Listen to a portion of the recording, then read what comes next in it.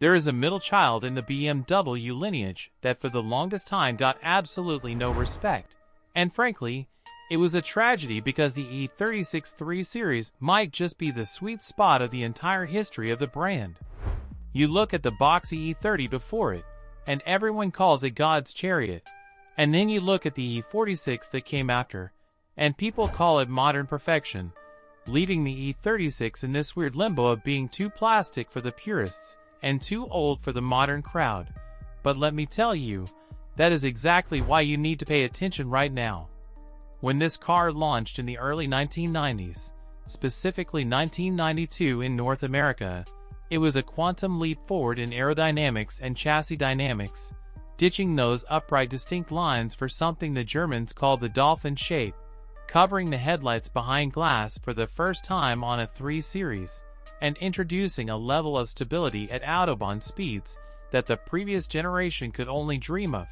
The real magic here, and the reason I think this might be the best driver's car of the bunch, lies in the suspension geometry, because this was the car that introduced the Z-axle multi-link rear suspension, a setup so good that BMW basically kept refining it for the next 20 years.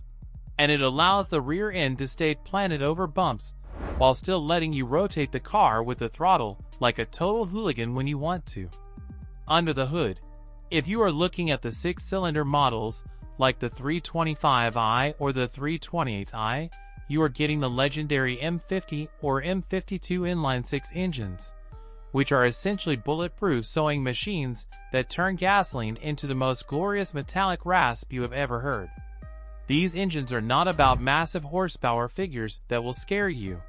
I mean, the 325i pushed out roughly 189 horsepower, which sounds modest today, but the way it delivers that power is buttery smooth, climbing through the rev range with an urgency that makes you want to live at the red line.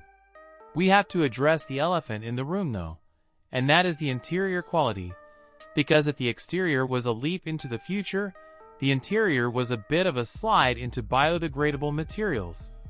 The door panels will likely delaminate if you look at them wrong. The glovebox door has a notorious sag that makes it look like it is melting, and the headliner probably started falling down 10 years ago. But none of that matters when you grip that steering wheel. The hydraulic steering rack in the E36 is telepathic, giving you feedback about every single pebble on the road, a sensation that has been completely lost in modern electric steering systems. When you drive an E36, you are not isolated from the mechanical experience. You are an integral part of the machine, managing the weight transfer, feeling the limit of grip through the seat of your pants, and listening to that mechanical clutch fan whoosh as you take off from a stoplight. It is the perfect balance between the raw, analog feel of the 80s and the comfort and usability of the 2000s. It is small enough to thread through traffic. Visibility is incredible because the pillars are thin, and unlike modern cars, you can actually see where the hood ends. Whether you are looking at the sedan, the coupe, the convertible, or the super cool touring wagon that we sadly did not get enough of in the States, the chassis balance is 50-50 perfection. And then, there is the M3 version, specifically the US spec one, which people love to hate because it did not have the individual throttle bodies of the Euro engine. But let me be real with you.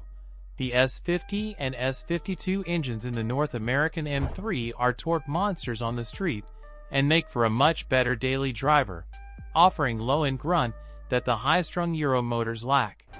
So, is it the best ever made?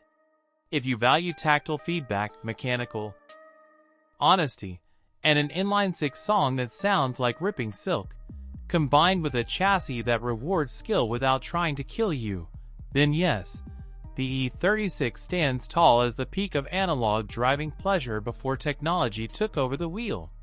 It is a car that asks you to drive it, not just ride in it, and in a world of numbing driver aids and screens, that makes it absolutely priceless.